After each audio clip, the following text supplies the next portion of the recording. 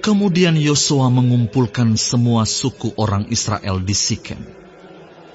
Dipanggilnya para tua-tua orang Israel, para kepalanya, para hakimnya, dan para pengatur pasukannya. Lalu mereka berdiri di hadapan Allah. Berkatalah Yosua kepada seluruh bangsa itu, "Beginilah firman Tuhan, Allah Israel. Dahulu kala di seberang sungai Efrat, disitulah diam nenek moyangmu, yakni Terah, ayah Abraham, dan ayah Nahor, dan mereka beribadah kepada Allah lain. Tetapi aku mengambil Abraham bapamu itu dari seberang sungai Efrat, dan menyuruh dia menjelajahi seluruh tanah Kanaan. Aku membuat banyak keturunannya dan memberikan Ishak kepadanya. Kepada Ishak kuberikan Yakub dan Esau. Kepada Esau kuberikan pegunungan Seir menjadi miliknya. Sedang Yakub serta anak-anaknya pergi ke Mesir. Lalu aku mengutus Musa serta Harun dan menulahi Mesir, seperti yang kulakukan di tengah-tengah mereka. Kemudian aku membawa kamu keluar. Setelah aku membawa nenek moyangmu keluar dari Mesir, dan kamu sampai ke laut, lalu orang Mesir mengejar nenek moyangmu dengan kereta dan orang berkuda ke laut Teberau. Sebab itu, berteriak-teriaklah mereka kepada Tuhan. Maka diadakannya gelap antara kamu dan orang Mesir itu, dan didatangkannya air laut atas mereka, sehingga mereka diliputi. Dan matamu sendiri telah melihat apa yang kulakukan terhadap Mesir. Sesudah itu, lama kamu diam di padang gurun. Aku membawa kamu ke negeri orang Amori yang diam di seberang sungai Yordan.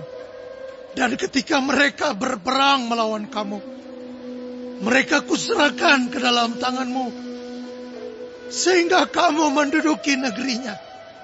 Sedang mereka kupunahkan dari depan kamu. Ketika itu, Balak bin Sipor, Raja Moab, bangkit berperang melawan orang Israel. Disuruhnya memanggil Bileam bin Beor untuk mengutuki kamu. Tetapi aku tidak mau mendengarkan Bileam, sehingga ia pun memberkati kamu. Demikianlah aku melepaskan kamu dari tangannya.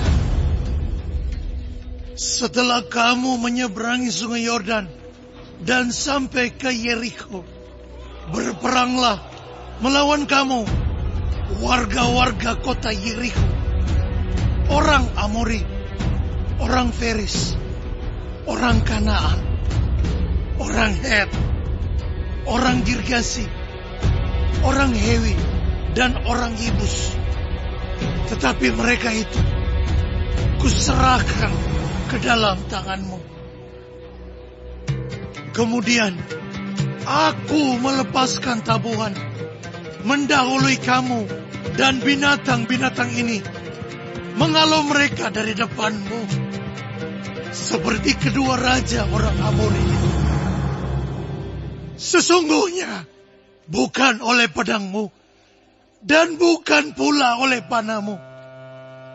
Demikianlah kuberikan kepadamu negeri yang kamu peroleh tanpa bersusah-susah, dan kota-kota yang tidak kamu dirikan, tetapi kamulah yang diam di dalamnya.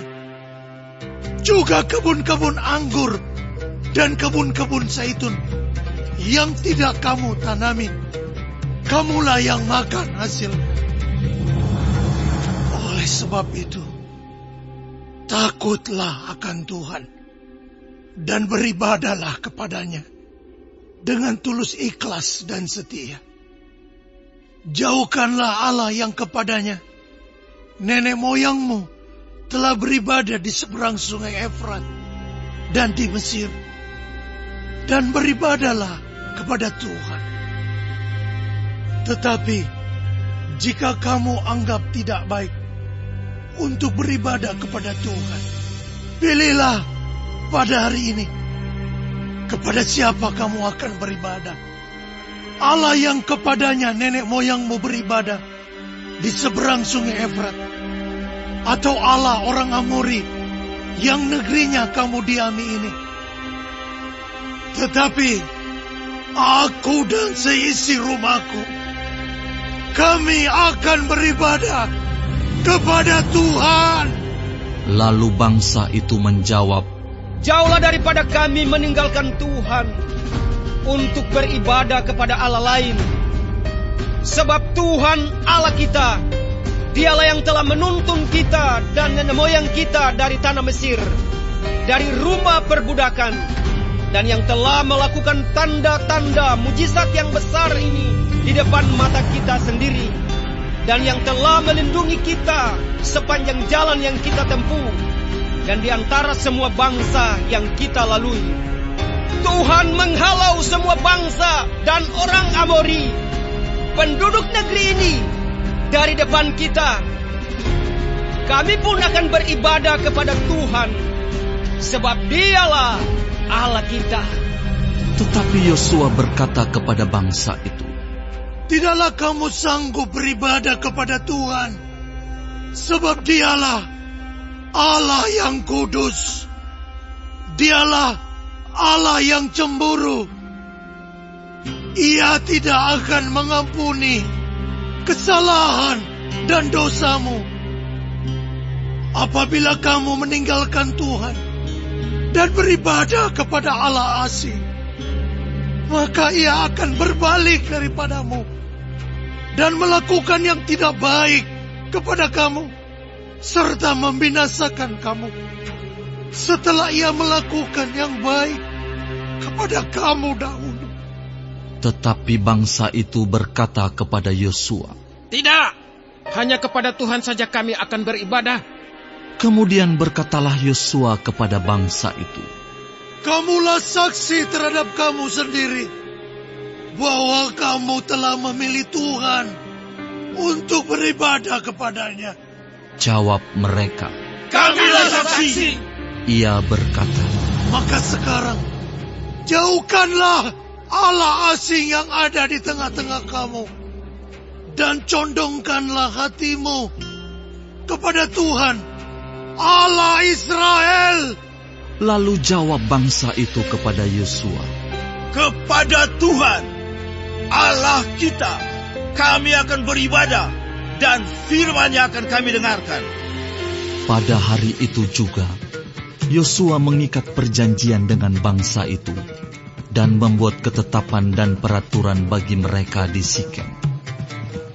Yosua menuliskan semuanya itu dalam kitab hukum Allah. Lalu ia mengambil batu yang besar dan mendirikannya di sana, di bawah pohon besar, di tempat kudus Tuhan. Kata Yosua kepada seluruh bangsa itu, sesungguhnya batu inilah akan menjadi saksi terhadap kita, sebab telah didengarnya segala firman Tuhan yang diucapkannya kepada kita. Sebab itu, batu ini akan menjadi saksi terhadap kamu, supaya kamu jangan menyangkal Allahmu. Sesudah itu, Yosua melepas bangsa itu pergi, masing-masing ke milik pusakanya. Dan sesudah peristiwa-peristiwa ini, maka matilah Yosua bin Nun, hamba Tuhan itu, ketika berumur 110 tahun. Lalu ia dikuburkan di daerah milik pusakanya, di Timnat Serah, yang di pegunungan Efraim di sebelah utara Gunung Gaas. Orang Israel beribadah kepada Tuhan sepanjang zaman Yosua dan sepanjang zaman para tua-tua yang hidup lebih lama daripada Yosua dan yang mengenal segenap perbuatan yang dilakukan Tuhan bagi orang Israel. Tulang-tulang Yusuf yang dibawa orang Israel dari Mesir dikuburkan mereka di Sikem, di tanah milik yang dibeli Yakub dengan harga 100 kesita dari anak-anak Hemor, bapa Sikem, dan yang ditentukan bagi Bani Yusuf menjadi milik pusaka mereka. Juga Eleazar bin Harun mati, dan dia dikuburkan di bukit yang diberikan kepada Pinehas, anaknya itu, di pegunungan Efraim.